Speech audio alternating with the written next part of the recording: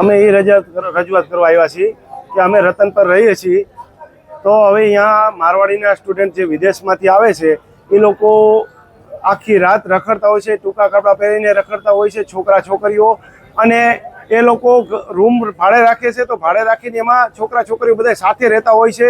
તો અમારે ત્યાં છોકરાઓ અમારા એ જોઈને શું કલ્ચર શીખે, અને અમારા સાથે પાસે દુર્વ્યવહાર કરે છે, રાત આખી રખડે છે, નશાના પદાર્થનો ઇસ્તેમાલ કરે છે, અને રિક્ષાઓમાં ગાડીઓમાં અવારનવાર બીજાની સાથે રખડતા હોય. અમને ખબર છે એ લોકો શું કરે છે, પણ એ જોઈને અમારા છોકરાઓ શું શીખે? એટલે અમારી એક જ માંગ છે કે અમારી સાથે આ અવારનવાર મારપીટના પણ બનાવ બન્યા છે, અમે એની સાથે કાંઈ નથી કરી શકતા, કેમ કે એ લોકો વિદેશના છે. આપણે કાનૂનમાં ઘણું બધું અહીંયા કરે, પછી આગળ બહુ અમારે આગળ ઓલું કરવું પડે છે. એટલે અમારી એ જ રિક્વેસ્ટ છે કે એમને મારવાડીના સ્ટુડન્ટને રહેવાની સુવિધા મારવાડીની અંદર થવી જોઈએ, રતનપર ગામમાં કે સોસાયટીઓમાં પરમિશન ના મળવી જોઈએ.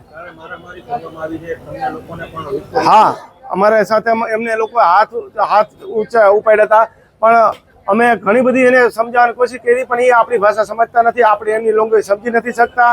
પછી અમારે 100 નંબર પર પોલીસને બોલાવી પડી, પોલીસે આવી અને બધાને છૂટા પાડી અને અહીંયાથી એમને પોલીસ સ્ટેશને લઈ ગયા.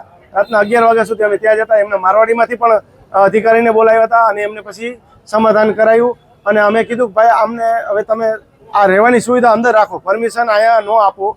આ અમારી ભાષા સમજે નહીં અને અમારી પર ખોટા આરોપ લગાવે છે.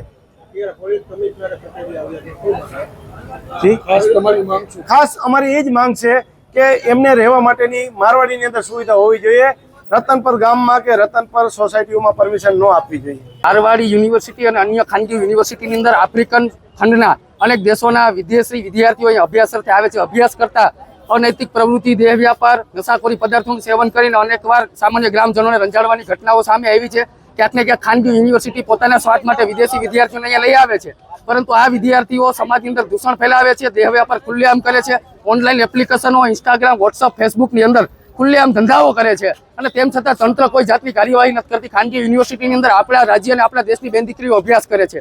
મહોત્સવ અને દેખાદેખીની અંદર યુવાનીમાં જો આ કુસંગતના રવાડે ચડશે તો સમાજ માટે ચિંતાનો વિષય છે. આ વિદેશી વિદ્યાર્થીઓ આજુબાજુના ગામમાં હાઈવે ઉપર ઊભી અને ખુલ્લેઆમ રેડ લાઇટ એરિયા હોય એ રીતના ગામ લોકોને અનેક વખતની ભૂતકાળની અંદર અત્યારે હાલાકીઓ સામની કરવી પડી છે. તેમ છતાં કોઈ જાતનું તંત્ર પગલાં નથી લેતું. અમે મારવાડી યુનિવર્સિટીને અપીલ કરીએ છીએ કે ભાઈ તમારી બદલા તમારી કેમ્પસની અંદર સાચું આજુબાજુના ગામ લોકોને હેરાનગતિ કરવાનું બંધ કરો, અન્યથા આવનારા સમયની અંદર અમે કેન્દ્ર સરકારની અંદર રજૂઆત કરીને વિદેશી વિદ્યાર્થીઓની જે ગેરપ્રવૃત્તિ છે તેનો અમે પર્દાફાશ કરીશું.